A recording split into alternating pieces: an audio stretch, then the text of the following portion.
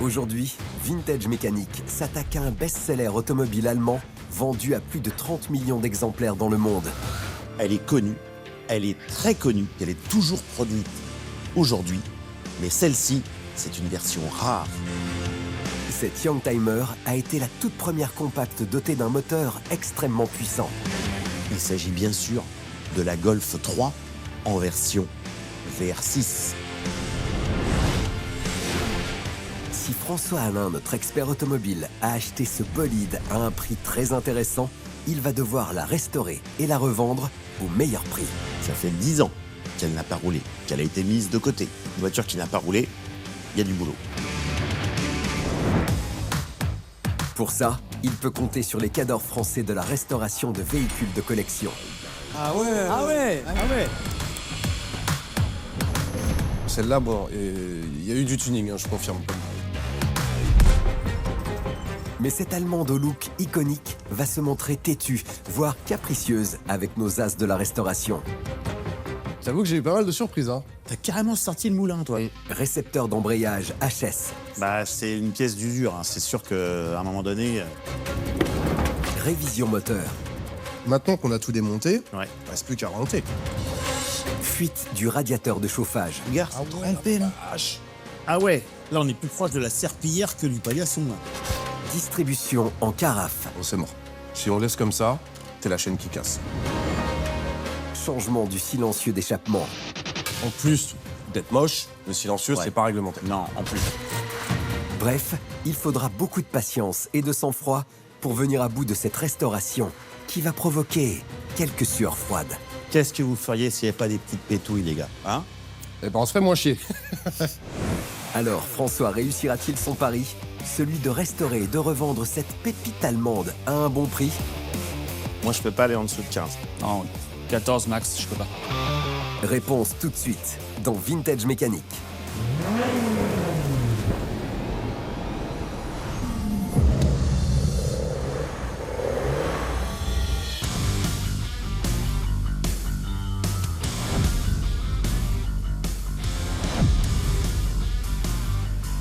Alors aujourd'hui, je m'attaque à un véritable mythe automobile d'outre-Rhin. C'est une voiture mondialement connue, une des plus produites de l'histoire.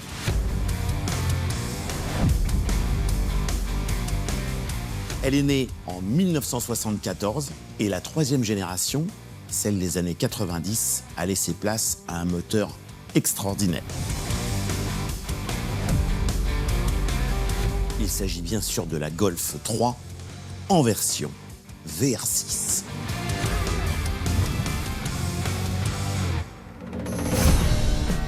À une époque où l'Allemagne est réunifiée et la guerre froide prend fin, la troisième génération Golf se démarque par son design plus imposant et raffiné, évoluant de la petite voiture populaire à une compacte polyvalente.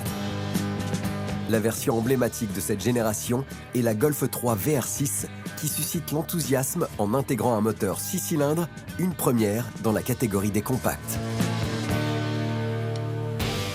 Lancée à la fin de l'année 1991, la Golf 3 VR6 marque un tournant dans l'histoire de Volkswagen pour son style abouti, sa finition soignée et ses avancées technologiques. Elle remporte même le titre de voiture européenne de l'année en 1992. La production de la VR6 prend fin en 1997, cédant la place à la Golf 4 R32 qui perpétue la tradition des moteurs VR6 puissants. La Golf 3 VR6 demeure un modèle légendaire, marquant une ère de performance inédite dans la gamme Golf. Son héritage perdure auprès des collectionneurs et des passionnés de l'automobile. Et une Golf 3 en version VR6, j'en ai trouvé une. Elle est de 1995. Avec ses 4,02 m de longueur, 1,71 m de largeur, 1,40 m de hauteur pour 1 tonne 2 sur la balance, la Golf 3 a tout d'un best-seller automobile allemand. Extérieurement, un look semblable au Golf 3 GTI. Seuls les logos VR6 sur la calandre et à l'arrière et les baguettes latérales trahissent son ADN. À l'intérieur, on retrouve une sellerie en tissu avec des sièges baquets, une planche de bord sobre mais suffisante. Côté mécanique, un train avant avec triangle inférieur, ressort hélicoïdaux, amortisseur télescopique et barre anti-roulis.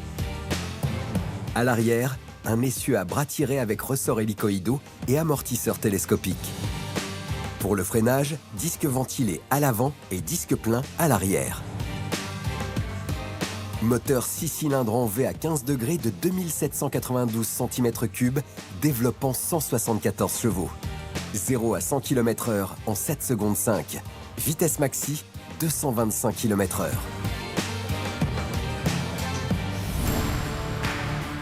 Avec un tel pédigré, on comprend mieux pourquoi François a succombé au charme de cette belle Allemande. Reste maintenant à savoir où et comment il l'a dégotée.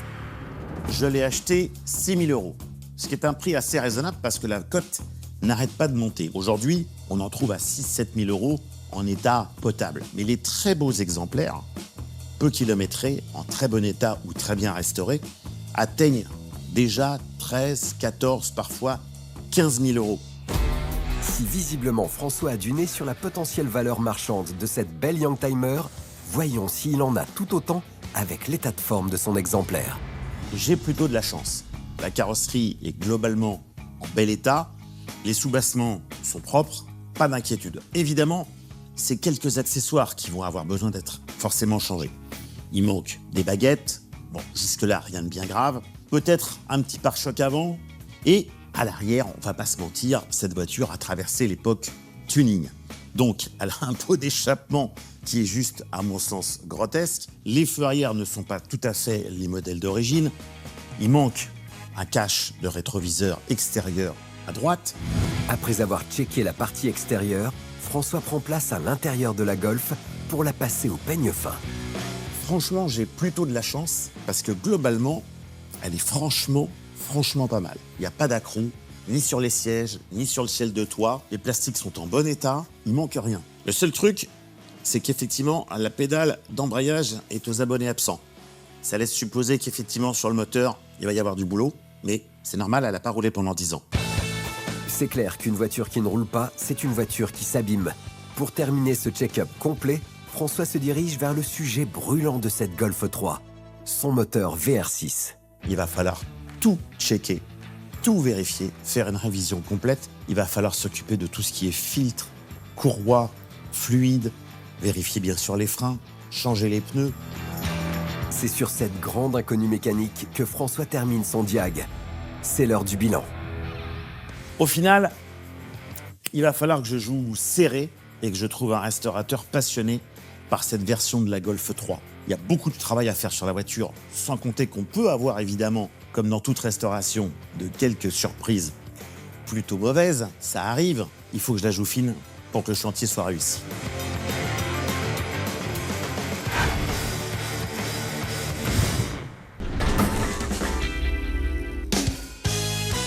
Il est temps maintenant pour François d'accueillir et de convaincre son pool de restaurateurs pour chiffrer et obtenir le meilleur devis pour la Golf 3 VR6. À l'issue de ces enchères, celui qui formulera la meilleure offre remportera le marché. D'abord, il y a Pascal. Il a la minutie du passionné et la précision de l'expert. Il affectionne particulièrement les Allemandes et les Youngtimer, à partir du moment où il y a des chevaux sous le capot. Stéphane, ce vorace de la restauration et de la mécanique automobile, a 38 ans d'expérience en rallye et un palmarès vertigineux.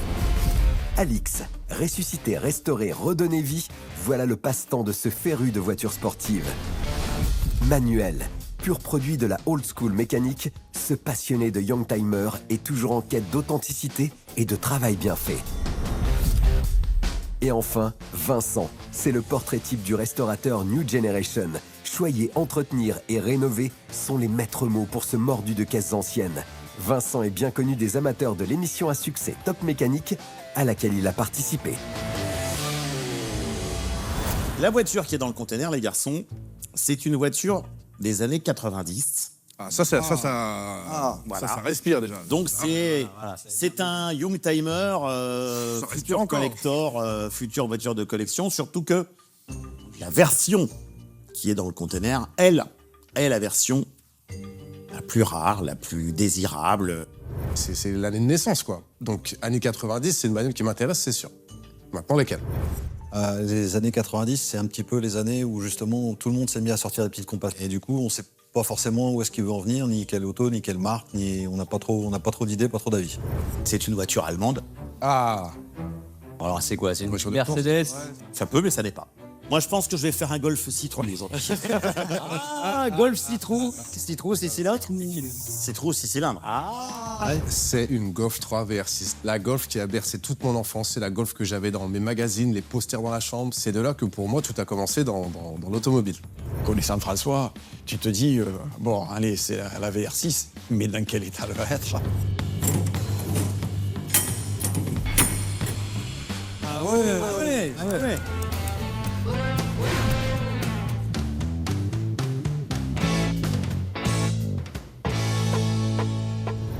Si au premier coup d'œil, tout le monde a l'air séduit par cette Youngtimer d'anthologie, ils n'ont qu'une envie, savoir ce que François compte faire avec. On la remet strictement et complètement en état d'origine look VR6 du début des années 90. Là, en l'occurrence, celle-ci est de 95.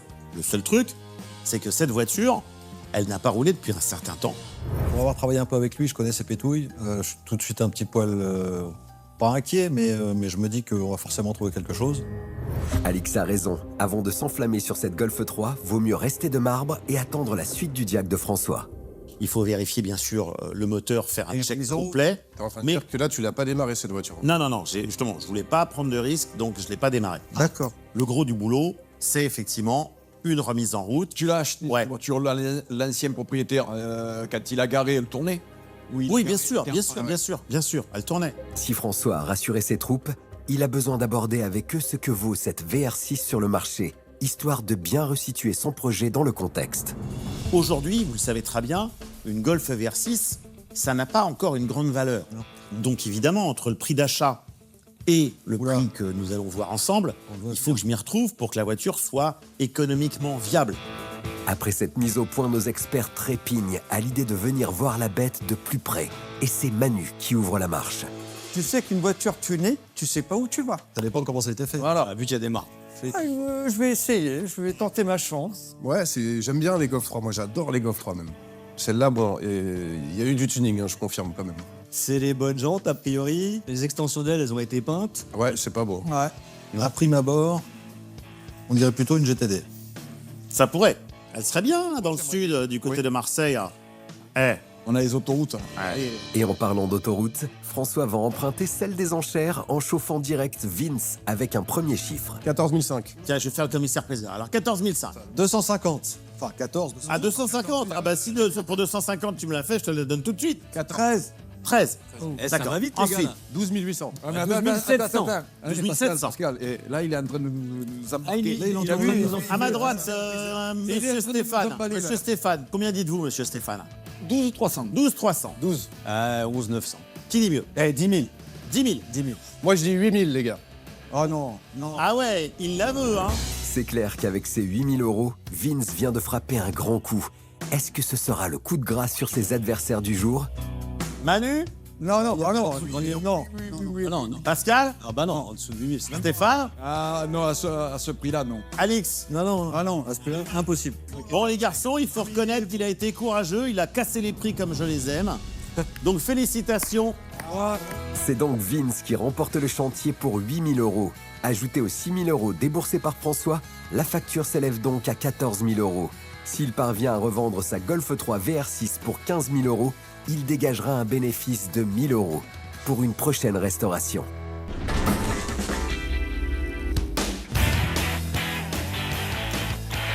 Premier jour de travaux. Après avoir raflé la Golf au container, Vince est tout fier de présenter son trophée à Kylian, son fidèle bras droit. Comment on va? Ça va, hein, devant une Golf 3 VR6, ça va toujours, moi. hein. Bah oui, tu m'étonnes. Ah, tu sais que les Golf 3, c'est tout mon truc, ça, c'est toute ma vie, ça. Moi, je les connais par cœur, ces caisses-là. Tu sais bien que le focus principal sur la Golf 3, ça va être les bas de caisse. C'est toujours des gruyères Pire rouillées, gruyère, c'est une catastrophe. Bon, derrière. Bien. Tu as vu les tubes, là? Ouais. Moi, c'est l'échappement au style, ils disaient DTM de l'époque. Aujourd'hui, cette époque est révolue. Ah bah j'espère bien. C'est sur d'origine, ça serait mieux. Niveau intérieur, ça se passe comment? C'est d'origine, c'est tuning Il est nickel. Il est pas du tout super propre, abîmé, ouais. ni sur les côtés, ni sur les assises. On a bien le volant d'origine de l'époque. Ouais. On a un ciel de toit qui n'est pas décollé. Non, ça va quoi. Ouais, franchement, c'est bien. Hein. Je m'y vois déjà. Tu vas déjà faire un tour avec. Ouais, carrément. Si Kylian a déjà pris ses aises à l'intérieur de la Golf, il y a comme un élément qui vient refroidir l'habitacle. Oula. Oula. Par contre, il y a un problème là. C'est une boîte auto, quoi, ta Pourquoi Golf là. Bah, ah ouais, la pédale d'embrayage, elle est enfoncée, elle est tout au fond là. Essaye de la remonter. Ouais. Ouais, bon bah là-dessus c'est émetteur ou récepteur. Comme c'est hydraulique, ça marche avec le liquide de frein. D'accord, c'est embrayage hydraulique. Les 1,4 litre, 1,8 litre, les petits modèles de Golf 3, c'est un câble. D'accord. Mais tout ce qui est GTI, TDI et VR6, c'est hydraulique. C'est hydraulique, ok. Premier jour de restauration, on commence avec une pétouille de François qui s'est omis de me dire que la pédale d'embrayage restait au fond. C'est quand même inquiétant parce que ça fait déjà une chose de plus à gérer que ce qu'il y avait déjà à faire. Allez, c'est parti. Alors, il va falloir qu'on voit ce qui se passe. Ouais. Soit l'émetteur qui est donc au bout du pédalier, Ouais. et qui envoie le liquide de frein au récepteur, ou soit c'est le récepteur qui fait plus son travail. D'accord. Ce que je vais faire, je vais passer le compartiment moteur, toi tu vas jouer avec la pédale d'embrayage, Ouais. on voit ce que ça donne. C'est parti. Vince ne perd pas de temps pour lancer les hostilités et plonge le nez dans les entrailles de la Golf. Je vais démonter les deux vis du récepteur, comme ça on y verra un peu plus clair. Ça marche. Si on commence avec un embrayage foireux, ça promet pas trop pour la suite. Hein. Bon alors, notre récepteur, là on y voit plus clair. Là je l'ai sorti de son axe, là, hop, ah oui d'accord, ok. Bon bah, il est mort. Hein. Quoi qu'il arrive, le caoutchouc est complètement foutu. D'accord. Donc ça fait plus du tout son étanchéité là. Pour approfondir son diag, Vince commence par retirer le récepteur HS. Alors, ça dit quoi? J'ai le piston du récepteur dans les mains, j'ai la tige et j'ai le soufflet qui est complètement éclaté. Ah ouais, d'accord. Normalement, le piston ne sort pas. On voit une action avec la tige, Ouais. c'est elle qui vient appuyer sur la fourchette d'embrayage ou pas en fonction quand tu appuies ou relâches. Le piston, il n'est pas censé sortir avec. Ouais, c'est un ensemble de base. On s'en viendra pas, on changera émetteur, récepteur, on mettra quelque chose de neuf. Là, ce qu'il va falloir faire, c'est quand même qu'on teste un peu ce moteur. Ouais. Parce que bon, même si on n'a plus d'action sur l'embrayage, ça ne nous empêche pas de démarrer. Vaut mieux que tu fasses tous les niveaux là, du coup. En fait. Ouais. Avant de faire rugir le légendaire VR6, Vince se lance donc dans le contrôle du niveau d'huile Niveau d'huile, on est très bien. et du niveau du liquide de refroidissement. Par contre, niveau d'eau, il n'y a pas d'eau. Ça présage rien de bon, encore une fois. Si Vince est inquiet, c'est qu'il craint une nouvelle déconvenue avec ce vase d'expansion totalement à sec qu'il remplit sur le champ. Puis il branche un booster pour donner un peu plus de jus à la batterie. Eh bien, vas-y.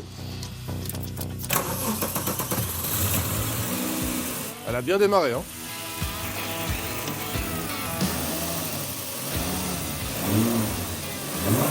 Ah, ça fait plaisir d'entendre rugir le VR6. C'est vraiment un bruit atypique, hein. Il a l'air d'avoir la santé, le moteur, hein. Ouais, carrément. Si les oreilles de nos deux as de la mécanique frétillent avec la mélodie du V6, il y a comme un petit bruit qui interpelle Vince. On sent comme un bruit de frottement, par contre. C'est un bruit de frottement continu. C'est très léger, mais là-dessus, comme on a une chaîne de distribution, un tendeur de chaîne et des patins et des guides de chaîne de distribution, souvent ça, avec le temps, ça s'use. Combien de kilomètres au compteur? Alors, elle a 158 958 km. Donc 159 000, si la chaîne de distribution, ou les patins en tout cas, n'ont jamais été remplacés, c'est normal que ça fasse un peu de bruit. D'accord. Ce qu'il y a, c'est que ça demande un peu de boulot. Pour changer les patins, changer la chaîne et réfectionner tout ça, il faut démonter la boîte de vitesse, démonter l'embrayage, démonter la tôle qu'il y a derrière et y accéder. Ah, c'est un gros chantier alors. Un gros chantier quand même. Avant de s'attaquer à la distribution de la Golf, Vince tient à faire quelques contrôles d'usage. Je voudrais faire un truc, c'est contrôler si la température dans les durites correspond à la température qui est indiquée au compteur. D'accord, ok. J'ai mon petit thermomètre laser. Bah là, j'ai 80 degrés dans ma durite du haut, par exemple, qui sort du radiateur. D'accord. Et dans les durites qui vont au radiateur de chauffage, j'ai 84, 86. Donc t'as combien là au compteur? Alors oui, en effet, là, on vient de dépasser les 80 degrés. Donc on est bon alors. Donc ça fait bien son circuit. Tout ce que je veux, c'est que le ventilateur il se déclenche. Ouais. Ça voudra dire que vraiment tout fonctionne. Au niveau des sons, on est bon. Ça se déclenche à partir de combien de degrés le ventilateur? Entre 85 et 90. D'accord. Ah, Ah, voilà. Donc là, on a notre ventilateur qui se déclenche donc à approximativement 85 degrés. c'est nickel, ça, c'est bon signe. C'est bon signe, ouais. Puis le radiateur s'enclenche à la bonne température, Vince jette un œil sur le niveau du liquide de refroidissement qui a l'air de l'intriguer. Par contre, là, on a le niveau de liquide de refroidissement qui a vachement baissé quand même. Et pour autant, moi, j'ai pas l'air d'avoir de fuite de mon côté. Vince a beau balayer sa lampe dans chaque recoin du compartiment moteur, pas la moindre trace de fuite. À moins que la fuite vienne d'ailleurs. J'ai l'impression que c'est mouillé au niveau de la pédale d'accélérateur. Au niveau de la pédale d'accélérateur. Ouais, au niveau des tapis en fait. Ah, vas-y, enlève le tapis là pour moi. Tiens. Regarde, c'est trompé là. Et regarde, ça commence à couler de là-bas en plus là. Ah, c'est le liquide de refroidissement. Mais c'est dû à quoi ça? Oh putain, j'essaie. Alors ça, c'est pour le coup, ça, c'est pas un cadeau. Parce qu'on a le radiateur de refroidissement moteur, où lui, il n'y a pas de problème. Ouais. Mais il y a le radiateur de chauffage. Et lui, là, c'est lui qui fuit, là. Ah putain, ça, c'est la merde. Parce que là, c'est dépose du tableau de bord, dépose du renfort, dépose du faisceau pour avoir accès au radiateur de chauffage. Mais Putain, pour une pièce à 50 balles, faut tout se taper. Ça, j'avais pas prévu ça. Hein. Cette fuite du radiateur de chauffage vient contrarier notre expert. En attendant de se pencher sur le sujet, Vince préfère enquiller avec la compression moteur. On va prendre des compressions quand même. Comme ça, on est sûr du cœur de notre moteur. La compression, c'est la capacité de comprimer de l'air dans chacune des chambres de combustion. Plus la compression de l'air est optimale, plus les performances moteurs seront bonnes. Si la compression n'est pas bonne, c'est qu'il y a des fuites d'air à l'intérieur du moteur. Du coup, le fonctionnement du moteur ne sera pas optimal. Ce test permet d'avoir confirmation de la bonne compression de chaque cylindre et d'éventuellement détecter un souci comme un piston qui commencerait à fatiguer. Moi, je vais sortir toutes les bougies. Et puis, après, il faudra que, pied sur l'accélérateur, coup de démarrage, je débranche l'allumage. Et puis, on prend nos compressions de nos 6 cylindres. ouais, OK? c'est parti. Pour effectuer ce test, Vince démonte les bougies et installe le compressiomètre qui va mesurer la compression. Au mieux là? Ouais. La compression doit toujours correspondre aux préconisations du constructeur. Alors? Pas de surprise, c'est en très bon état. Tu vois, on a nos compressions. On a 11, il y en a qu'une où il y a 10. Mais bon, franchement, tant que c'est entre 10 et 11, Ouais, c'est super en fait. bah, c'est très bien là. Et franchement, c'est rare hein, d'avoir d'aussi bonnes compressions sur un moteur. Après les compressions validées, Vince va passer en mode solo pour vérifier ce problème de distribution. Pour ça, il dépose la durite et la pipe d'admission, le cache du culbuteur et le joint. Alors, tu t'en sors? Ouais, déjà, je suis content parce qu'au niveau des arbres à cam, tu vois, c'est pas marqué. C'est vachement propre en vrai. Ouais, carrément. Donc là, en vrai, j'ai démonté tout ça parce que je voulais avoir accès à la chaîne de distribution. Allez, on entraîne donc les deux arbres à cam. Ici, on a un tendeur de chaîne qui est hydraulique. Ok. Donc plus l'huile va monter et monte en pression, plus ça va vraiment tendre la chaîne. Mais ce qui m'intéresse, en fait, c'est que derrière, il y a des guides. Donc là, ce que je vais faire, c'est que je vais faire des repères. Un sur la poulie ici et un sur la poulie là, sur la chaîne aussi. Comme ça, je vais pouvoir détendre mon tendeur de chaîne là. Ok. On va pouvoir apercevoir un petit peu ce guide là. Pour accéder au guide de chaîne, Vince place ses marques sur les poulies, sur la chaîne et enlève le tendeur de chaîne. Donc notre tendeur hydraulique, tu vois, c'est ça. Il est rempli d'huile, donc il est bien en pression. Et sinon, tu vois, cette partie-là, quand il n'est pas bien rempli d'huile, ça laisse passer de l'air. Et du coup, cette partie-là rentre. De toute façon, le tendeur de chaîne, je comptais le remplacer. Une pièce qui, avec le temps, quoi qu'il arrive, s'use. Donc je préfère toujours mettre du neuf comme ça sur une restauration. Alors, je veux vraiment voir si le guide ici, il n'est pas bouffé.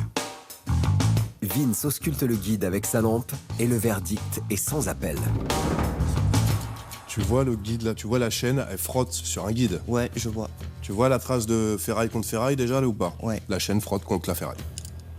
Donc c'est grave la merde parce que de 1, la garniture elle y est plus, les rivets y sont plus. Donc soit ils sont dans le carter d'huile, et avec un peu de chance ils sont dans le fond du carter donc ils causent aucun dommage. Mais s'il faut, il y a encore des résidus qui sont quelque part en bas, sur un autre pignon ou quoi. Si on laisse comme ça, à force de frotter contre la ferraille, le guide de chaîne il va casser. Si c'est pas lui qui casse, c'est la chaîne qui casse. Ce problème de guide de chaîne vient une nouvelle fois contrarier les plans de notre restaurateur qui va devoir trouver un moyen pour changer la distribution. Ce qu'on va faire, c'est que on pourrait sortir juste la boîte, l'embrayage et le carter qui est là pour pouvoir remplacer la chaîne. Il n'y a pas de place, ça m'énerve. Donc on va faire quoi? On va enlever la face avant, on va sortir moteur boîte. Ok.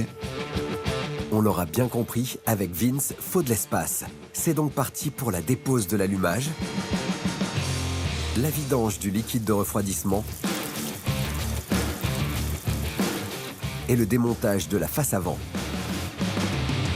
Comme ça, t'as accès à tout. Super. Ouais, impeccable ça. C'est tellement plus simple. Oui, c'est clair. Là, je vais enlever les périphériques, revidanger le moteur, etc. Et puis après, il y aura François pour m'aider. Ouais, Enfin, j'espère, en tout cas. C'est sur cette note d'espoir que nos deux gaillards terminent cette journée qui a réservé son lot d'imprévus. Espérons pour eux que la suite des travaux soit plus radieuse.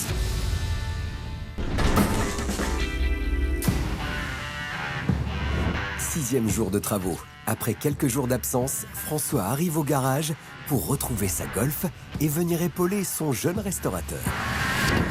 Ah, Monsieur Vincent, Mon cher François. tu fais du mécano aujourd'hui, c'est quoi l'histoire? Ouais, je t'avoue que j'ai eu pas mal de surprises. Hein. T'as carrément sorti le moulin, toi. On aurait pu l'éviter, mais c'était pas très cool de bosser sur un moteur en vrac, tu sais, dans le compartiment moteur.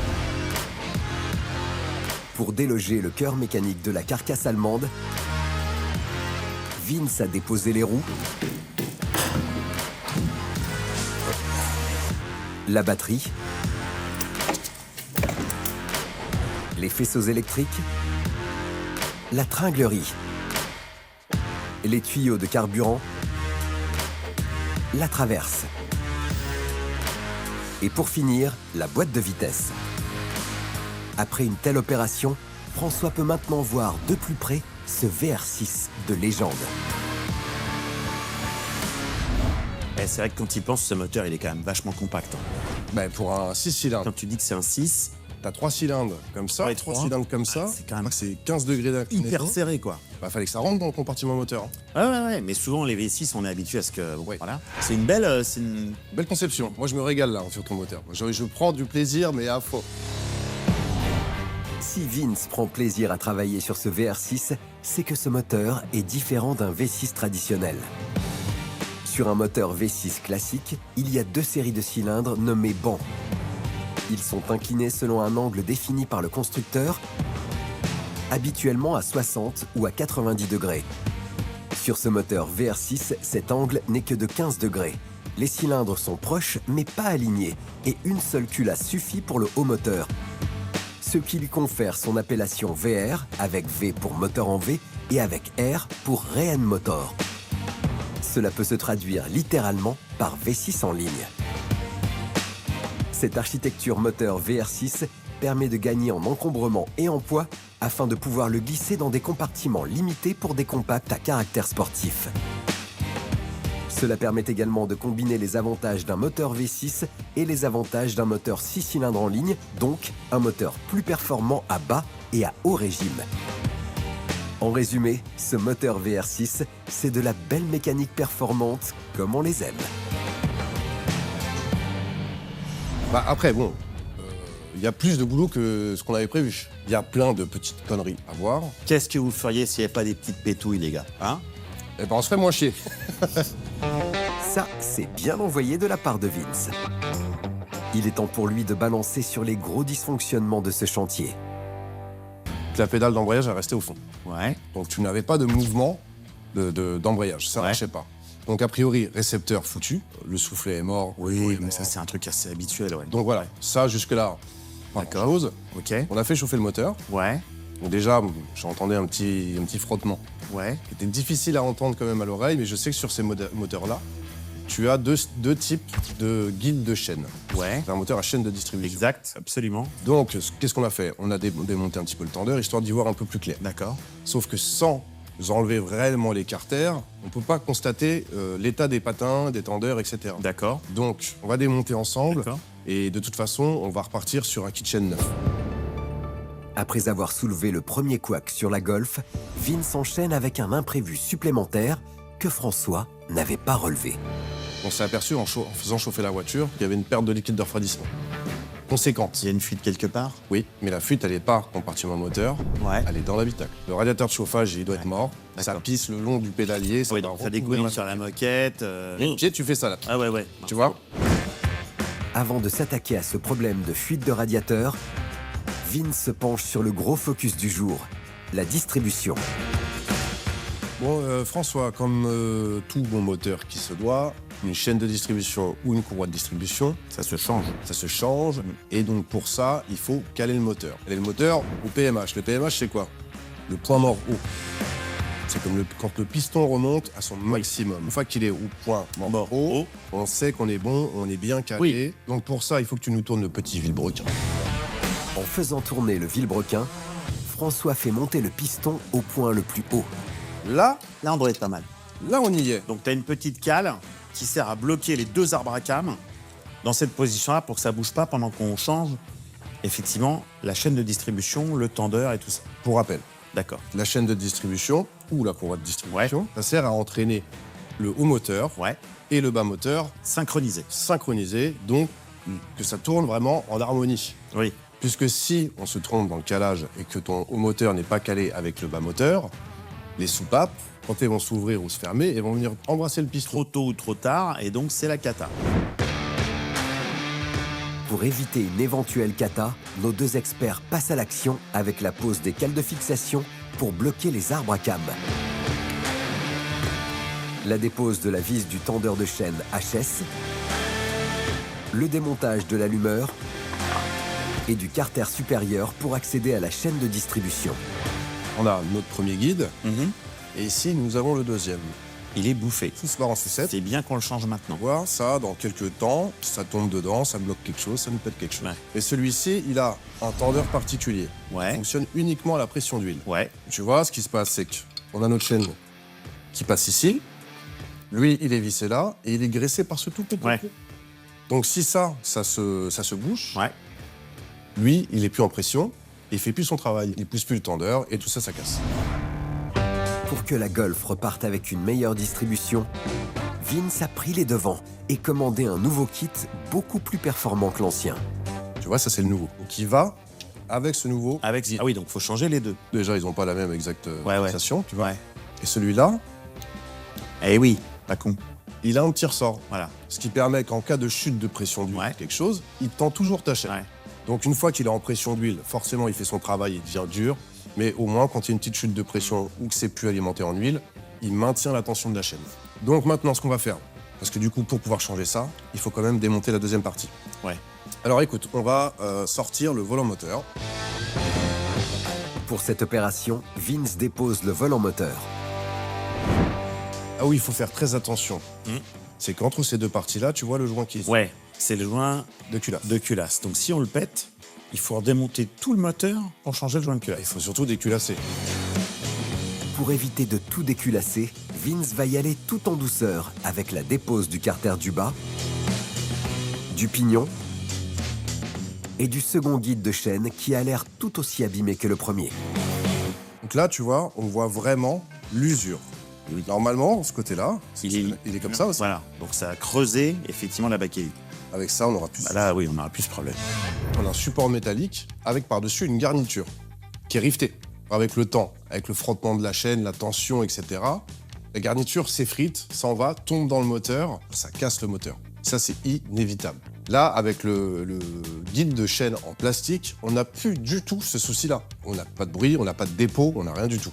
Donc, on est vraiment tranquille avec cette modif. Pour finir la dépose de la chaîne du bas, Vince démonte le pignon et le guide de chaîne. Maintenant qu'on a tout démonté, Ouais. il ne reste plus qu'à remonter en neuf. Avec du matériel neuf. C'est reparti en sens inverse avec le remontage du nouveau tendeur, du pignon, Hop. du premier et du deuxième guide et de la chaîne du bas. Pour vérifier le tout, François enlève les cales de fixation et tourne le vilebrequin avec une clé. Reste à Vince de tendre la chaîne à la main. Voilà. On est bon? Là, on est bon. Ok. Là, on est parfait.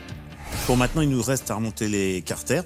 Tout à fait. Du haut, celui du bas. Le petit carter qui a le droit à son petit joint spi tout neuf. Avant de monter les carters, Vince met de la pâte à joint tout autour des deux pièces Là, faut pas se louper. et assure à l'aide d'un maillet la pose du carter du bas, du haut. Et pour finir, il place et visse le tendeur de chaîne. Tu vois la chaîne qui remonte. Ouais, exact. Jean-Michel Climent. Ouais. À peine le temps de souffler que nos deux cracks enchaînent avec le montage de l'embrayage neuf. Pour ça, ils remontent le volant moteur avec un nouveau joint d'étanchéité, le disque d'embrayage et le plateau de pression. Et bien maintenant, on va peut-être s'occuper de la boîte de vitesse. Pour ça, Vince graisse la butée et pose la fourchette d'embrayage. Tac, voilà. Nickel. Ça glisse parfaitement. C'est à la force des bras que la boîte de vitesse rejoint le moteur Ok. Écoute, ça m'a l'air pas trop mal, hein. Ouais, moi je suis bon, là je suis dedans, là. pour y être assemblée avec des vis de fixation. Pour rester sur cette bonne dynamique, Vince veut s'attaquer au dernier focus du jour, le changement du récepteur d'embrayage. J'en ai racheté un neuf. C'est une pièce d'usure, hein, c'est sûr. Je rappelle, c'est un récepteur hydraulique. Donc là, on va le monter sur la boîte de vitesse, mais on ne pourra pas tester sa fonction. La tige appuie sur la fourchette qui entraîne la butée et du coup vient en pression sur le mécanisme pour libérer le disque et faire le débrayage. Après cette piqûre de rappel, Vince installe en 2 temps 3 mouvements de clé le nouveau récepteur. Alors mousse-toi. Hop, hop, hop. Voilà, là je suis dedans. Celui-là, il est dedans, c'est bon. Ok. Bon, tu m'avais annoncé aussi un petit souci avec le radiateur de chauffage. Alors, on va étudier chaque chose Ouais. en son temps quand même. Je vais finir de remonter le moteur, on va D'accord. peut-être remettre dans la bagnole, Ouais, le mettre en fonction, ok. et après on s'occupera de ça. D'accord. C'est sur ce plan de vol que François quitte les lieux. Si ce chantier ne présente pour le moment aucune grosse alerte, le chemin reste encore long pour apercevoir le bout du tunnel. 7e jour de travaux. Aujourd'hui, François a décidé de breaker un peu. C'est donc en solo que Vince poursuit le chantier sur la Golf 3. Bon François, aujourd'hui, on va remonter le moteur du VR6 dans son compartiment. J'ai toutes les périphériques à remonter, donc ça va prendre un petit peu de temps. Je te tiens au courant, mon François. Alors maintenant, on va passer à la pose du démarreur. Le démarreur que remonte Vince est une pièce du moteur qui sert à faire démarrer le véhicule. Alimenté par la batterie, il permet de convertir l'énergie électrique en énergie mécanique. Cette petite pièce indispensable se trouve au cœur du véhicule. Ok, démarreur terminé. On va remonter ce petit tube. Ce petit tube, c'est un guide de liquide de refroidissement. Avant d'en assurer la pose, Vince graisse les joints du guide et monte la pièce. Là, on est bon. Bon, bah, pompe à eau. Pour monter la pompe à eau, notre expert clean dans un premier temps la surface. Voilà. Moi, j'ai une bonne accroche. Pour une bonne étanchéité, on va mettre un petit coup de pâte à joint. Après l'ajout de la pâte à joint, la pompe à eau peut être fixée sans encombre.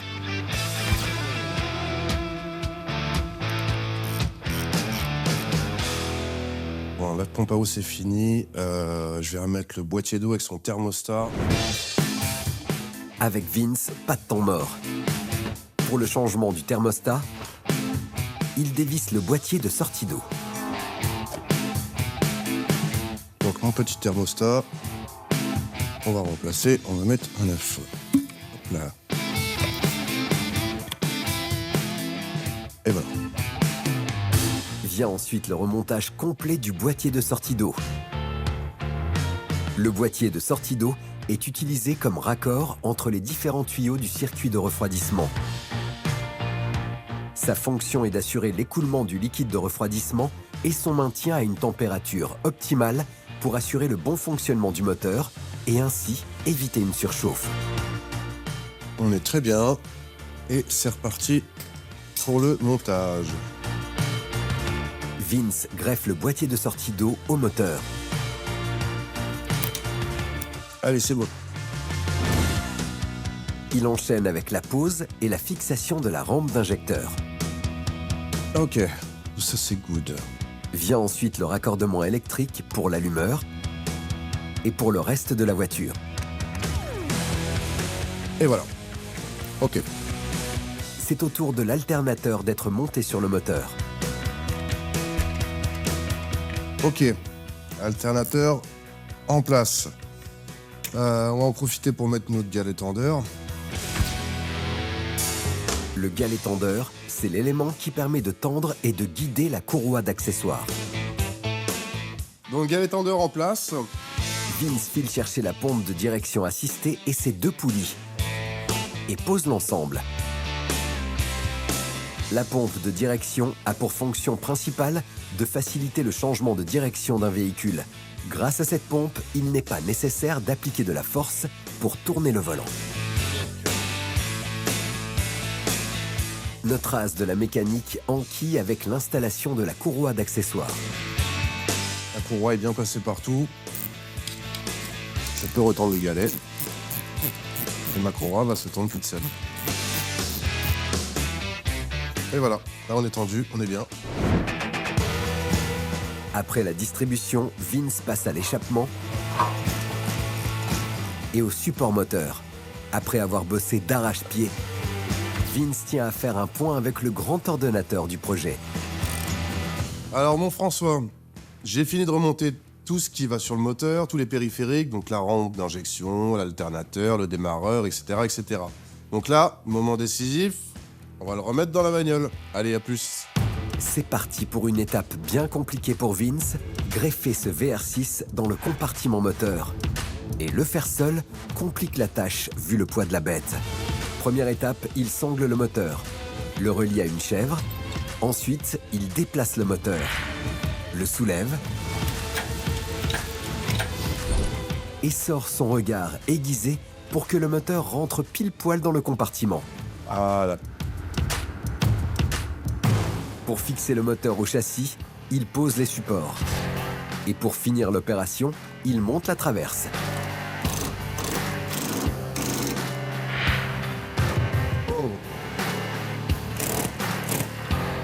Et voilà.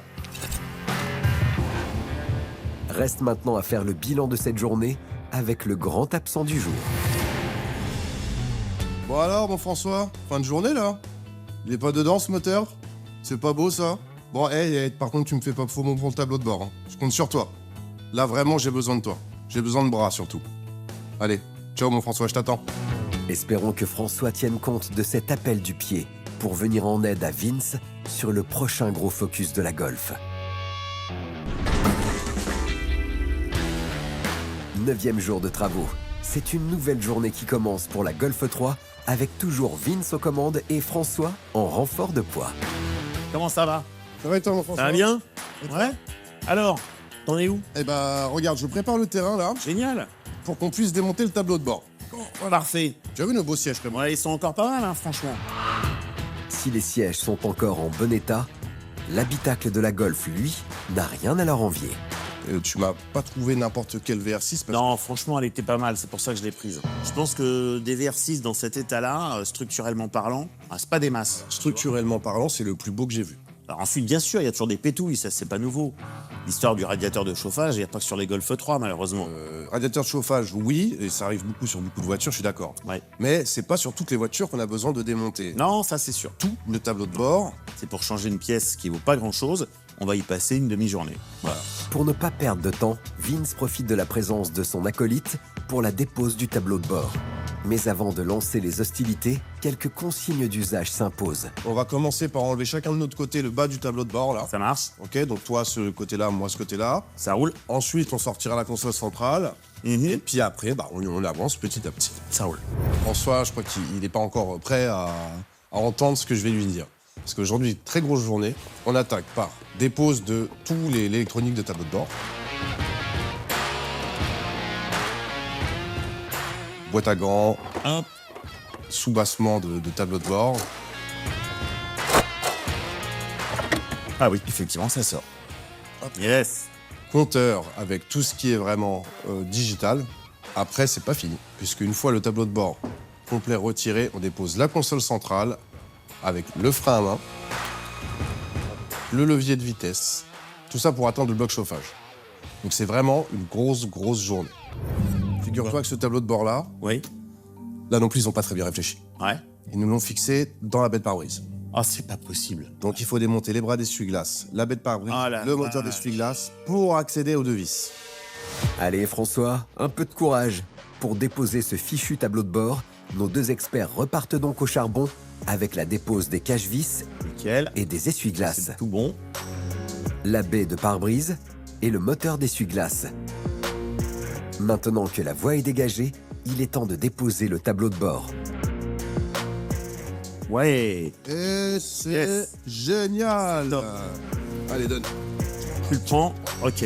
À peine le temps de souffler que nos deux spécialistes remettent le bleu de chauffe avec le démontage du renfort du tableau de bord. Voilà. Nickel. Tiens. Ça y est messieurs, la voie est libre pour passer à la suite des opérations. Ça, c'est notre bloc chauffage. Ouais. C'est tout ça jusque là-bas. Ouais, c'est tout le bloc complet. Tout ce bloc-là qu'on va démonter. D'accord. Alors, je vais passer de ton côté pour juste enlever quelques bricoles. Ouais. Et toi, tu vas aller compartiment moteur. D'accord. Parce que ça se encore du compartiment Eh oui. moteur, les fixations. Pour déboulonner côté moteur. C'est ça.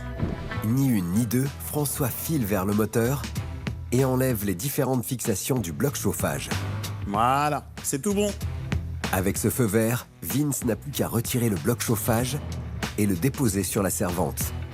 Et voilà la bête. Bon, alors maintenant, le radiateur en question qui nous fait défaut, Ouais. il est là.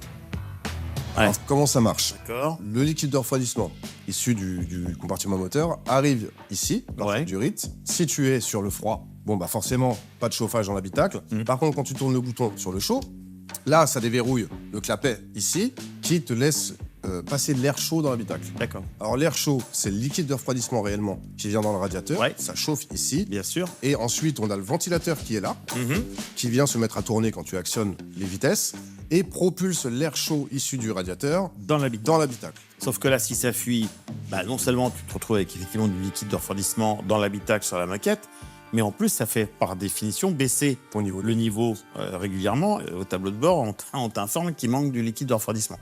Et oui François, c'est exactement ce qu'il s'est passé avec la Golf 3. Rappelez-vous, quand Kylian avait pris place dans l'habitacle, il a eu droit à un petit bain de pied de liquide de refroidissement. Regarde, c'est trompé là. À Vince maintenant de mener son enquête pour savoir d'où peut venir le problème. Pour ça, il retire le radiateur. Alors visuellement, c'est pas très parlant au niveau de la fuite. Si la fuite n'est pas flagrante sur le radiateur, Vince va très vite déchanter en découvrant les dégâts provoqués à l'intérieur du bloc chauffage. Ouais, c'est pas beau. Tu vois, il y a de l'eau au fond, Ouais. ça coule en dessous, ça vient ici, hein, clairement. Donc forcément, ensuite, ça dégouline sur la moquette. de toute façon, on a les vieilles traces là, tu vois, de fuite. Ah ouais, c'est clair. Donc ce qu'on va faire maintenant, tu vas t'occuper Ouais. de nettoyer tout ça. Ouais. Moi, ok. je vais m'occuper d'autre chose, Ça marche. c'est de démonter la moquette. François part donc pour un grand ménage de printemps. À l'aide d'un souffleur, il nettoie toutes les saletés et autres moisissures provoquées par cette fuite. Pendant ce temps, Vince dépose la moquette. Et vu sa tronche, elle est dans un sale état. N'est-ce pas François? Ouh la vache. Un beau paillasson. Ah ouais. Là, on est plus proche de la serpillière que du paillasson. Là. Ah bah là, Ah ouais, ça va peser son poids rien qu'en flotte. c'est bon, hein. Ah puis ça sent le, ouais, ça sent l'humidité. C'est bon, hein. Ouais. Bah. Destination poubelle pour cette moquette toute cramoisie. Place au remplacement du radiateur flambant neuf. Ça va venir en lieu et place de l'ancien. Évidemment. Sauf que c'est du tout neuf, donc théoriquement ça marche tout seul. Celui-là, il n'y aura pas de fuite. Nickel. Ça se clipse, en plus ça c'est top. Je me remets ça dans l'habitacle. Ben, Tu restes. Je vais t'aider. Oui, et moi je suis dans l'habitacle. Je le Oui. mets en place. D'accord. Toi de l'extérieur. Je le revisse. Exactement. On ne change pas un duo qui gagne. Vince ouvre la voie en faisant passer les câbles du bloc chauffage pour le remontage, toujours avec François. Donc les deux tuyaux sont sortis. Ok, est-ce que par contre je tombe en face de l'autre côté? Non. Voilà, nickel. Pendant que François visse le premier câble, Vince place le bloc moteur à l'intérieur de l'habitacle. Voilà. Écoute, pour moi en tout cas, Ah ouais. c'est bon. C'est en place. Ouais, nickel. Hop, je te visse la deuxième. Hop, Voilà. voilà. Et c'est vissé. Malheureusement, là pour l'instant, on peut pas remettre en fonction le radiateur. Il faut qu'on remonte la petite d'admission, le cache-cuit de buteur. Je remette tout le circuit de dos en fonction. Ok. Et puis là, on aura le verdict de savoir si ça fuit. Et ben c'est nickel. Mais ça ne fuira pas, D'accord. puisque c'est une pièce neuve et que tout ira bien. Et ben c'est bien pour aujourd'hui. Pas mal. Tu Bon, bah, reviens, écoute, tu me laisses remonter tout Ouais. ça au propre. pas que ça dure 6 mois. Non, tu connais, ça va aller vite. C'est avec cette franche poignée de main que nos deux gaillards se quittent en attendant de se retrouver pour la suite du chantier qui est encore loin d'être terminé. 13e jour de travaux. Après un coup de fil, François rapplique dardard au garage au volant de la cultissime Golf GTI, la mamie de la VR6. Après un check entre amis, Ah, mon Vince. Bon, Vince fait un point sur l'avancée des travaux. Toute la mécanique donc est remontée, Ouais. branchée, tout est prêt à fonctionner. ok, Là, je remettais, tu vois, la face avant en place pour pouvoir raccorder toutes mes durées de dos. nickel. Tableau de bord remonté, Ouais, parfait. en grande partie, hein, sur Ouais, la ouais, partie ouais. du dessus. Ok.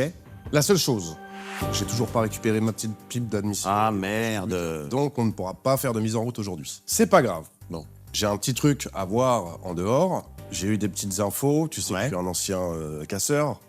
Ah, tu m'as pas tout raconté. J'ai un petit peu de ressources dans le milieu. D'accord. Je sais qu'à la casse, il y a une Golf 3 qui est arrivée. Et tu vas aller récupérer des pièces? Bah ouais. L'idée, c'est de récupérer un max de pièces. Ok. Et comme ça, on revient, on a tout ce qu'il faut pour remonter. Le gérant de la casse m'a appelé en me disant qu'il avait rentré une Golf 3. Il y a forcément des choses qu'on peut récupérer dessus. Là, principalement, on a besoin de pièces d'accastillage. Donc, on a besoin de rétro, de phares, de feux, de baguettes, de moulures. Il n'y aura peut-être pas tout de toute la liste qu'on a besoin, mais il y aura une bonne partie, en tout cas, ça c'est sûr. Maintenant, à voir dans quel état c'est. Premier jour, quand elle est arrivée, on avait fait le tour un peu avec Kylian. Ouais. Et c'est vrai que tu vois, les extensions d'ailes, là, ils sont peints de couleur carrosserie. C'est un peu dommage, ouais. Au niveau des bas de caisse, Ouais. donc là, nous, nos bas de caisse, tu vois, ce qui est bien, c'est en bon état. Ouais, et ça, c'est rare, parce Y a que pas de- c'est souvent là que ça pourrit. hein. Quand on démontera les passages de roue, on verra Ah oui. bien l'état d'en dessous. D'accord. On a besoin des baguettes. Ouais. Sur les bas de caisse, on a un petit bandeau qui vient par-dessus faire la finition. Ouais. Très très dur à trouver, Ouais. celui-ci. Ok. On a besoin des rétros parce que celui-là, Oui, fatigué celui-là, ouais. voilà, de l'autre côté, il manque la coque, Ouais. il tient mal. Idem pour l'arrière, l'extension. Ouais. Derrière, rappelle-toi, on a les feux arrière, Hmm. le silencieux d'échappement. Bon voilà, il faut qu'on remette en état tout ça. On va se démonter un petit peu de trucs parce que l'idée c'est de faire une bonne liste pour rien oublier à la casse. Nos deux experts se lancent dans le grand bain de la dépose de pièces avec comme première étape le fameux silencieux. On a le collecteur d'échappement qui sort du moteur, Ouais. qui ensuite s'enchaîne sur soit un catalyseur, soit là en l'occurrence un tube. Ouais. Ensuite on a un silencieux intermédiaire Mhm. et on a le silencieux arrière. D'accord. Donc là, évidemment, on n'a changé que le silencieux arrière. Tout le reste est d'origine. J'ai le reste et que le reste est en bon état. En plus d'être moche, le silencieux Ouais. c'est pas réglementaire. Non, en plus. Pour que la Golf 3 ne se fasse pas toper au contrôle technique, nos deux as de la mécanique déposent le silencieux à coups de clé Ça y est, c'est tout bon. Tiens, ok, super. et de maillet. Et là, c'est tout bon. Une fois la dépose du silencieux réalisée, François tient à demander à Vince comment il compte faire pour le remplacer. Le silencieux d'époque n'est plus fabriqué. Non, j'en ai recommandé un neuf. Ouais. Mais c'est pas l'identique à l'origine, c'est simplement au niveau de la double sortie. Ouais. D'origine, vraiment, c'est double sortie, biseautée, Ouais, je me souviens. ovalisée un petit peu. Absolument. Maintenant, ils nous sortent d'une double sortie ronde avec deux embouts un peu chromés. Moi, avec les années, j'ai récupéré sur les silencieux qui étaient pourris Ouais. les La sortie chromée. Voilà, comme ça, on aura vraiment le look D'accord. total origine. Ouais. Après avoir rassuré François, Vince enquille avec la dépose des roues Hop, c'est tout bon. et fait sauter les rivets pour enlever les extensions. Son acolyte, lui, se charge des baguettes. Et voilà. Globalement, c'est pas mal parce que souvent, l'inconvénient de tous ces caches, c'est là que vient se nicher l'humidité, la boue, la flotte, etc. Et le jour où tu démontes, bah, derrière, c'est Soit pourri. que, Là, il y a une trace de rouille, mais objectivement, c'est pas très méchant. de toute façon, on va le voir tout de suite, tu vas enlever le pare-boue. Ah ouais. C'est ici que se loge toute la merde, derrière, la Exactement. terre, etc. Ouais, ouais. Quand tu vas l'enlever, à mon avis, on va avoir un petit paquet de terre qui va tomber. Pour voir si le badel ressemble à un nid à rouille, François démonte le pare-boue et procède à l'état des lieux. Ok. On a un peu de rouille en surface, mais l'aile n'est pas pourrie jusqu'au Voilà. bas. Bon, c'est plutôt quand même Ouais. une bonne surprise. Il ne reste plus qu'à faire la même opération de l'autre côté de la Golf Nickel. et découvrir si c'est une bonne ou une mauvaise pochette surprise. Bon, donc effectivement, en dessous, bah, on est à le même truc que de l'autre côté. Donc, on n'a pas forcément besoin de démonter ces bas de caisse-là qui sont bien fixés et en état impeccable, Ouais. parce que les ailes, elles sont pas pourries. D'accord. On va redescendre d'un étage pour enlever les feux arrière. C'est reparti pour la dépose des feux arrière. Mais au moment de plonger le nez dans le coffre, il y a comme un élément en vrac qui fait son apparition. Ça, tu vois, par exemple, c'est la bavette qui va en dessous le pare-choc, d'origine spécifique des VR6 et des GTI. Donc là, bah, forcément, tout est cassé. Hein. Si on arrive à l'avoir sur la bagnole, Celle qui est dans la casse. ça serait génial. Parce que ça, pareil, c'est plus fourni par Volkswagen. En attendant de trouver une pièce rare, nos deux gaillards démontent les feux arrière Et voilà. et passent au rétro avant. Vu que nous avons des rétros électriques, Ouais. c'est un peu chiant, il faut démonter le panneau de porte pour accéder à la prise. Eh oui, on n'est pas dans les années 60 là. Et oui, François, il y a pas mal d'électrique dans une Youngtimer. Et pour ça, Vince dépose le cache et déclipse le panneau de porte. Il débranche la prise électrique du rétro et François peut enfin récupérer la pièce et vérifier l'autre rétro. Je pense que la coque, hein, parce que tout le reste est en bon état. Eh ben, tu as raison. On s'enquiquine pas à démonter. On va récupérer une coque. Et ça ira très bien. Bon, eh ben, on fait notre petit listing de pièces. Ouais. Nous avons besoin de 2 phares d'origine. Une calandre en bonne et due forme, spécifique GTI et VR6 puisqu'il n'a que 2 barrettes. Des anti-brouillards, 2 petits caches qui vont à côté des anti-brouillards. Un spoiler avant, 2 pare-boues avant. Un kit extension et baguette de porte. Les petites baguettes de bas de caisse. Rétroviseur gauche, coque de rétro côté passager, 2 feux arrière, côté tableau de bord, l'entourage, la fixation des commandes de chauffage. Après le reste, on a. Ouais. Go! Eh ben, go. Après avoir pris place dans la Golf GTI, nos deux experts prennent la direction de la fameuse casse pour y dénicher toutes les pièces manquantes.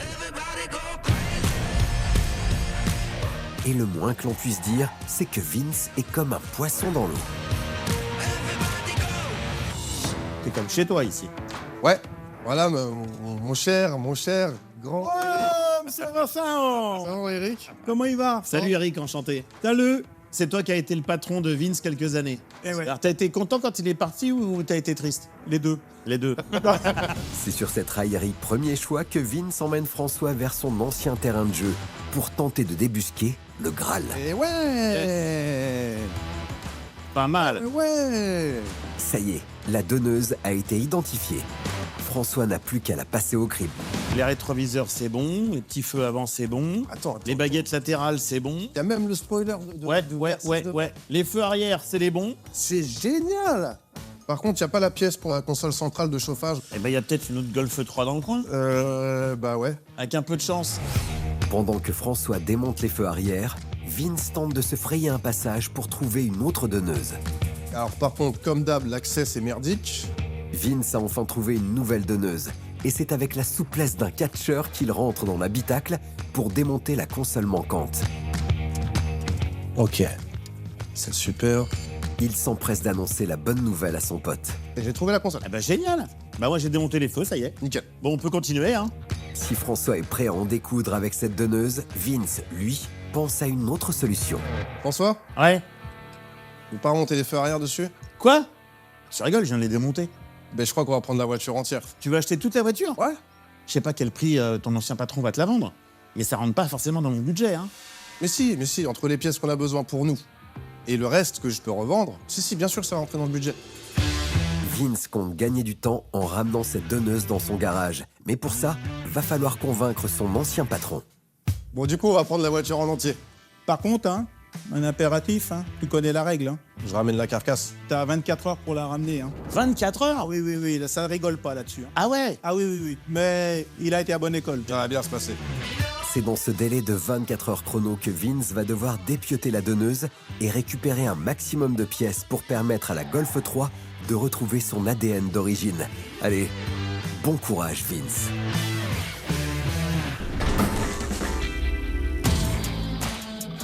« 20e jour de travaux. Vince a les mains dans les entrailles de la Golf 3. Faut dire que François a contacté notre expert pour lui annoncer qu'il avait un potentiel acheteur et qu'il fallait finaliser la voiture dans 6 jours. De quoi rappeler Kylian à la rescousse. Alors, ça avance? Bah écoute, regarde, ça commence à avoir de la gueule. Hein. Ouais, franchement, ça déchire. Là, j'attendais que ça, c'était de recevoir la pipe d'admission avec le cache cubuteur, tu sais, repeint bien comme il fallait. Ouais. Donc ça, c'est tout bon. Là, je suis en train de finir de remonter les fils d'allumage. Ok. Là, on avait nos élargisseurs qui étaient peints couleur caisse. Avant, c'était noir brillant. Alors Oui, que ça oui, n'a exact. jamais eu lieu d'être noir brillant. C'est Bien noir. sûr. C'est noir, granuleux comme Voilà, ça. c'est ça. Texturé, ils disent. On avait checké un petit peu les bas de caisse et tout. Donc ça, c'est super parce qu'on a vraiment là une Golf 3. C'est la première fois que je vois ça. Mhm. Qui n'a pas les bas de caisse ou ni les bas de L pourris. Mais c'est super rare, ça. Ça, c'est hyper rare. J'ai dû démonter un peu la donneuse vraiment rapidement. Hein, parce qu'Eric, à la casse, il m'avait demandé de la dépouiller entièrement en moins de 24 heures. D'accord. Il a repris la carcasse. Oui, parce que tu n'as pas le droit de la garder, la carcasse. Non, j'ai le droit de prendre ce que je veux dessus, mais la caisse doit rester à la casse et repartir après chez vraiment le compacteur. Donc on a récupéré tout ce qu'on avait besoin. C'est clair qu'avec la donneuse, Vince s'est fait plaisir et s'est transformé en dépeceur mécanique en récupérant et en posant les phares avant et arrière, Ok. les rétroviseurs, Voilà.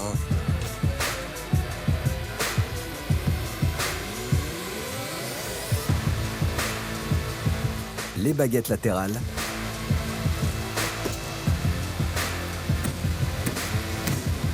la console centrale de chauffage,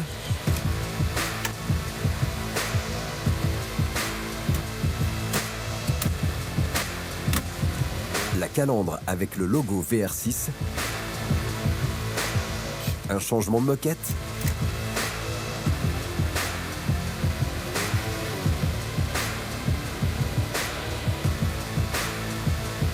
et pour finir, lustrage complet et polissage de toute la carrosserie.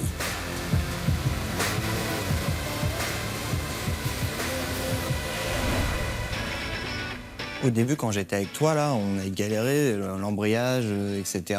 Tout ça, tu as réussi à te occuper. Ah, on a remonté, on a fait la chaîne de distribution, donc on avait sorti le moteur, Ouais. on a remplacé toute la chaîne de distribution, on a remplacé du coup embrayage neuf, récepteur neuf, et puis bah écoute, là je remontais les fils d'allumage, c'est le dernier élément qui me reste à faire pour pouvoir la mettre en route. Si j'ai bien fait mon travail, c'est Ouais, c'est bon, ça. non, bah, je suis pas mauvais sur les Golf 3, mais ça devrait démarrer correctement. Ça marche.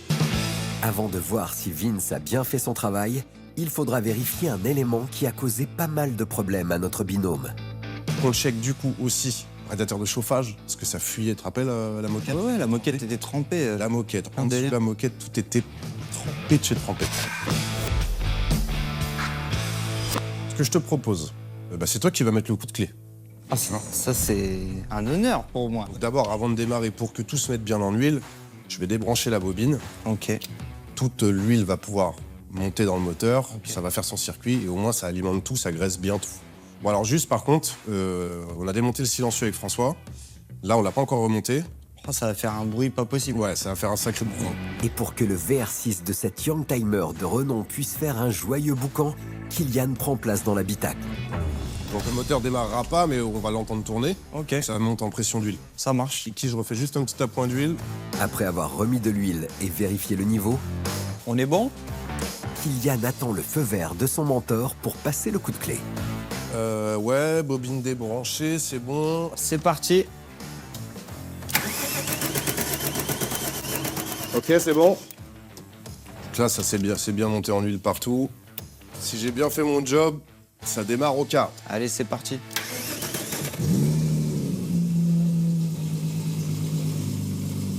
Impeccable.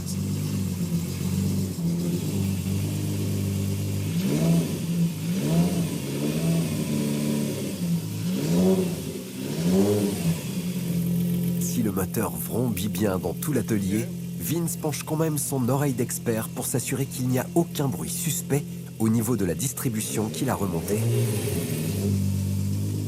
Et bah, t'as bien bossé, hein. T'as mis la ventilation dedans ou pas? Ah non, j'ai pas Mets fait la ventilation sur le chaud et tu mets du chauffage dans la voiture. On le laisse tourner 5 minutes, Ok.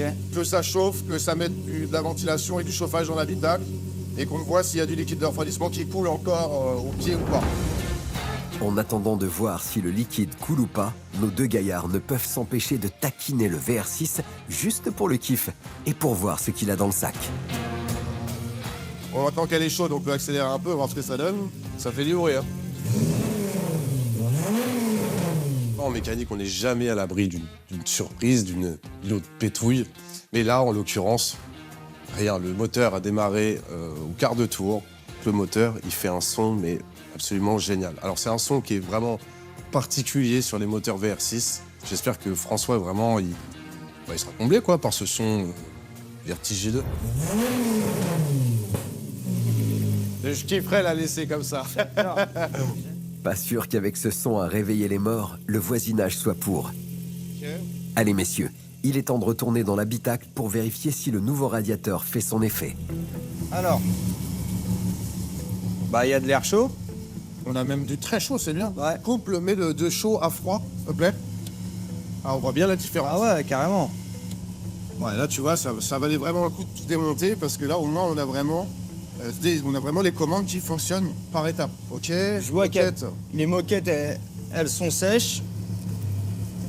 Ouais, Y a après, on pas- va lever la voiture, on va checker quand même bien comme il faut, Ouais. dans l'angle là-haut. Et je voudrais que tu pompes un peu la pédale d'embrayage parce qu'on a fait la purge, mais je voudrais qu'on s'en assure quand même. Maintenant, le moteur tournant, que ça marche bien. Prends un peu la pédale, voir.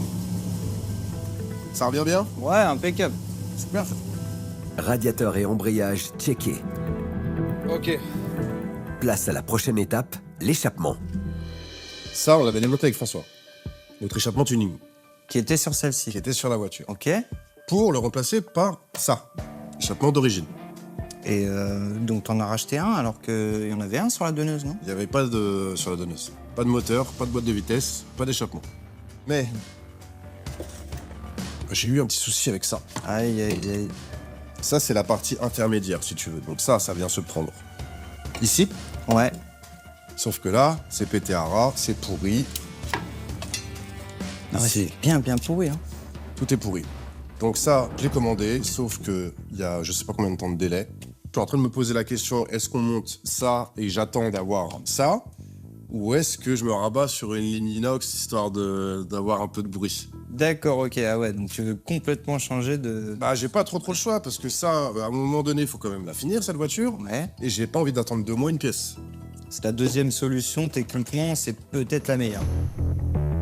Kylian a raison. Si Vince doit terminer la Golf dans 6 jours, poser une ligne d'échappement en inox, c'est la solution idéale niveau commande et réception de la pièce. L'échappement, on n'en parle pas aujourd'hui. On va rien le faire aujourd'hui. Ok. On attend. Mais il faut absolument checker les trains roulants. Si Vince tient à vérifier le train roulant, c'est qu'il a un rôle important pour la sécurité du véhicule. Il permet d'assurer la liaison entre la voiture et la route. Il soutient différentes pièces qui ont une incidence directe dans la direction, la transmission, la suspension et le freinage du véhicule. C'est donc à l'avant et sous la Golf que l'inspection commence. Je sais que les bras de suspension, ils sont en bon état. Ouais, impeccable. Les triangles, ils sont pas craquelés. Ouais. C'est nickel. mais Les c'est ailettes de un bar peu- stable, c'est pareil. Ça bouge pas du tout. Ok. Côté direction, tu vois, c'est pareil. Pas de claquement, pas de jeu particulier. Mais par contre, si on se relève un peu, une question amortisseur. C'est une bonne marque qui avait été montée. Ouais, ouais. Mais par contre, là, pour le coup, ils ont vraiment fait leur temps. Ah oui, ils sont cuits. Donc ça, c'est complètement à remplacer. J'attaque ça. Ouais. Et si j'ai besoin d'un coup de main, je t'appelle. Ça marche. Vince est vent debout pour le démontage de l'amortisseur. Pour ça, il dépose la pièce, place le tout sur une presse à ressort, retire la coupole supérieure Hop. et le tube d'amortisseur. Il installe le soufflet, la nouvelle butée. Il fixe ensuite bien l'ensemble, Ok, donc ça c'est bon. Et voilà. et remonte illico le tout sur la Golf. Alors, on sort avec tes amortisseurs? Ouais, ça va. Ouais. Est-ce que ça te dérange de me remplacer là? Je t'explique juste ce que j'ai besoin de toi quand même, parce que moi, faut que je passe un petit coup de fil déjà à François, faut organiser, tu as d'autres trucs. C'est sur cette petite pirouette que Vince laisse la main à son padawan, histoire de souffler avant de remettre le bleu de chauffe pour finaliser la Golf dans 6 jours. Ah, désolé, il n'y a pas François aujourd'hui. Oui, bah, pourquoi il aurait fait ça, François? C'est pas faux. Bon, à tout de suite. À tout à l'heure.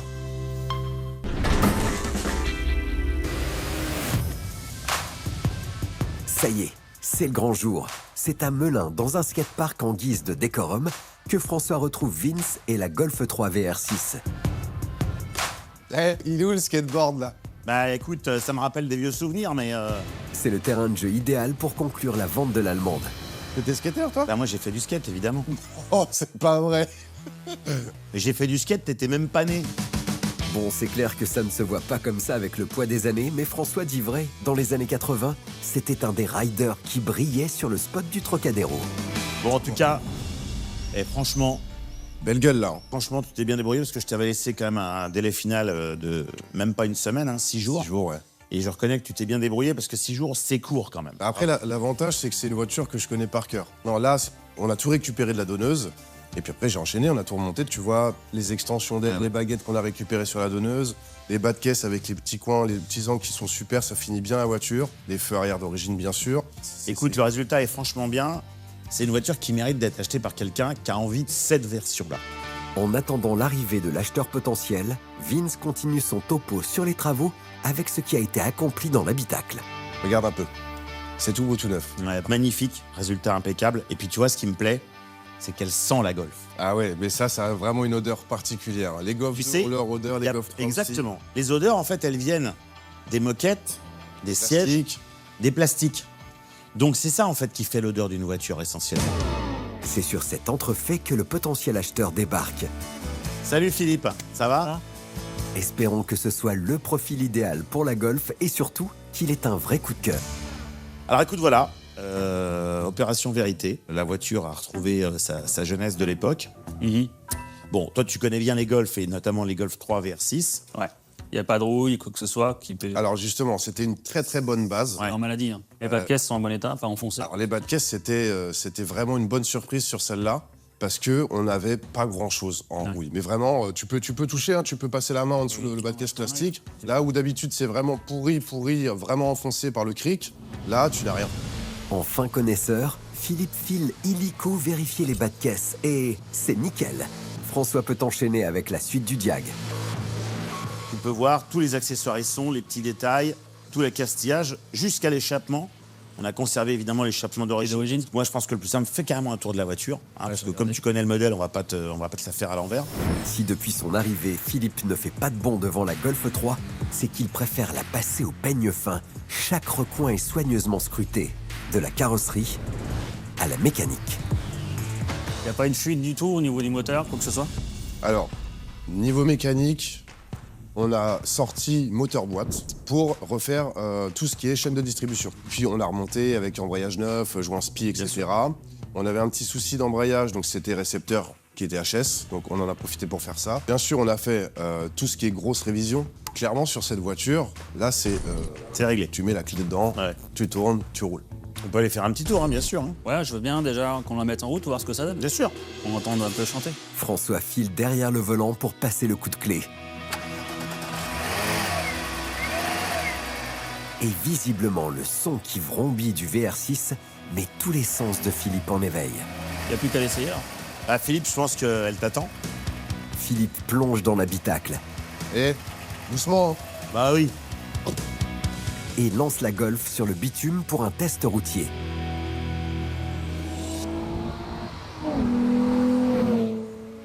Et après quelques centaines de mètres, les premières sensations de conduite commencent à se faire sentir. On sent que, quand même que les suspensions sont les mêmes que celles d'origine. Ouais. Ça pompe pas mal en réalité sur l'avant. Ouais. C'est son défaut en réalité. Les vitesses, elles passent toutes seules. Franchement, il n'y a rien à dire. Et puis le bruit, il est bien feutré. La sonorité de ce moteur est quand même assez rond en fait. Rond et efficace, et tout en étant feutré et discret. Très sympa. Philippe apprivoise à merveille cette Youngtimer. Les sensations de conduite sont bonnes et réveillent même quelques bons souvenirs de famille. Cette voiture-là, moi je me souviens, c'était en 96. Ah ouais, ouais. Une époque, ouais. Mon frère avait à l'époque la Golf. C'était vraiment une voiture premium. Bien sûr. Et à un an, elle a été accidentée. Ah mince. Donc elle est partie à la casse. Ah ouais. Ça a été une des voitures les plus robustes qu'on ait eues jusqu'à aujourd'hui. D'où l'envie d'en racheter une aujourd'hui, parce que c'est une voiture qui vous manque, quoi. C'est ça. Fin du test pour ce passionné de Golf 3. Espérons que ce ruling l'ait totalement convaincu pour mettre François sur la bonne voie des négociations. Bon, écoute, au niveau du prix, moi je la propose à 17. Bon, 17, c'est au-delà de ce que je voulais mettre. Elle n'est pas en état compétition quand même. Non. Ah bah si elle était en état top concours musée, je te la ferais pas à 17, je te la proposerais plus cher. Si jusqu'ici l'ambiance était au beau fixe, Philippe vient de glacer littéralement la négo. Et il compte bien en rajouter une couche niveau finition. On s'attend quand même à avoir une finition qui soit un peu plus un peu plus haut de gamme, entre guillemets. Parce qu'en fait, sur cette voiture-là, il y avait énormément d'options. C'est vrai. Sur le catalogue. La tour ouvrant, la climatronique, Ouais. etc. Aujourd'hui, vu l'état et... Bah, 13 500. Ah non. Non, 13 500, je peux pas, je perds de l'argent. Les 13 500 € glacent le sang de François. Pour éviter de perdre la vente, il va tenter une ultime proposition. Moi, je veux bien faire un super essor, je veux bien descendre, allez, admettons, je veux bien aller jusqu'à 15. Mais 15, psychologiquement, j'irai pas en dessous. Non, 15. 15, tu trouves déjà avec les options, que, tu vois, qui manquent. Non, moi, je veux bien faire un effort à 14, mais je peux pas les monter plus haut. Moi, je peux pas aller en dessous de 15. Non, 14 max, je peux pas. Philippe est coriace. Il est venu dans l'optique d'acheter une Golf 3, mais pas à n'importe quel prix. C'est le max que je peux. C'est ton dernier prix. Ouais. Moi aussi. 15, c'est mon dernier prix. Alors, ça passe ou ça casse? Ça sera sur une autre? Peut-être. Peut-être. T'inquiète, hein, on reste de bons amis. Hein. Salut, on y va. merci d'être Allez, déplacé. mon courage. Incroyable. Philippe vient de tourner les talons en laissant la Golf 3 sur le dos de François. Si cette vente a de quoi contrarier notre expert, Vince, lui, est tout sourire. Je suis désolé, Vince, parce que je t'ai pressé un peu comme un citron pour que tu finisses vite et bien, et je vais trouver d'autres acheteurs, je suis pas inquiet. J'ai peut-être un truc à te proposer, C'est-à-dire, pour pas que tu repartes bredouille dans ton affaire. Moi aussi, j'ai un acheteur pour toi. bah, pourquoi tu l'as pas dit avant? Bah parce que je pensais que c'était des faire affaire avec Philippe, c'est tellement bien Bon, parti. bah, ça, c'est bien de ta part. Tu sais que j'aime aussi bien les VR6, moi. On peut peut-être faire affaire tous les deux. Ah, tu vas vouloir me l'acheter. Par contre, moi, faut que tu me la laisses à 14. Quoi? Non, mais attends, je l'ai pas refusé à 15 pour te la laisser à 14, tu crois quoi? Tu fais un geste pour moi. Tu me l'as en prix que tu l'as acheté. Voilà. Je te fais pas payer ce que j'ai travaillé dessus. Ça peut être un bon deal ou pas? Avec cette proposition, Vince bouscule le projet de vente de François. Et ça cogite à 1000 à l'heure dans sa petite caboche. Allez, cherche pas. Ça me fait plaisir de te faire plaisir. Putain, ça c'est bon ça. Ça c'est bon. C'est sur ce twist final que se termine cette vente. François vient de faire une opération blanche. Vince repart donc avec le smile au volant de cette Youngtimer dont il a tant rêvé dans sa jeunesse.